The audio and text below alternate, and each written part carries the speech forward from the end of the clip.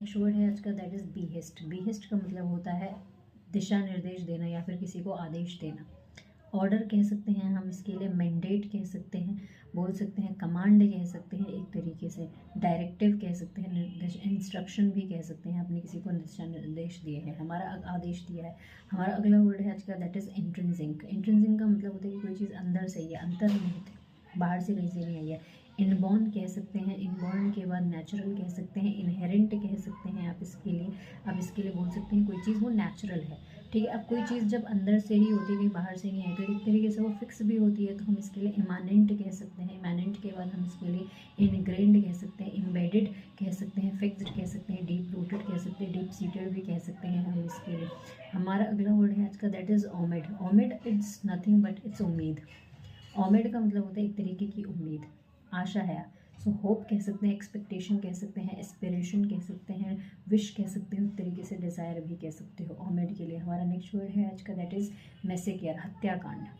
Mass killing कह सकते हैं, बुचर कह सकते हैं, कार्नेज कह सकते हैं, स्लॉटर कह सकते हैं, कल CULL कल कह सकते हैं हम इसके लिए। एनिहिलेशन कह सकते हैं, एकदम सफाई कर दिया।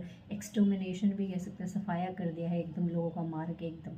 ठीक है, कार्नेज कह सकते हैं हम इसके लिए, जीनोसाइड भी कह सकते हैं। हमारा अगला वर्ड है आज का, दैट इज़ डॉग्ड। डॉग्ड का मतलब होता है दिल ये ज़िद्दी है, एकदम पॉजिटिव सेंस में, नॉट नेगेटिव सेंस में, पॉजिटिव सेंस में दिल ये ज़िद्दी है ना, कुछ कर दिखाना है। सो हम इसके लिए क्या क्या बोल सकते हैं? ऐसे लोग परसिस्टेंट होते हैं, कॉन्स्टेंट होते हैं, रिलेंटलेस होते हैं, अनरेलेंटिंग होते हैं। हम बोल सकते हैं इम्प्लेकेबल, बोल सकते हैं अनयील्डिंग कह सकते हैं, अनटायरिंग कह सकते हैं। हम बोल सकते हैं डिटरमिन्ड कह सकते हैं, फोकस्ड कह सकते हैं, कमिटेड कह सकते हैं, स्पिरिटेड कह सकते हैं। अब इसके लिए बोल सकते हैं, अब ऐसे लोग जो लगातार चलते रहते हैं, टेनेशियस होते हैं ऐसे लोग, परपेचुअल होते हैं।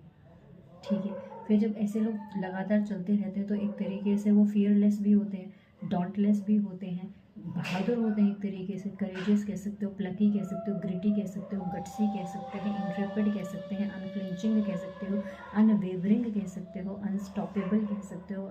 ऐसे लोगों को कोई हरा नहीं सकता, तो अनअसेलेबल कह सकते हैं हम इसके लिए, इनविंसिबल भी बोल सकते हैं। ठीक है जी।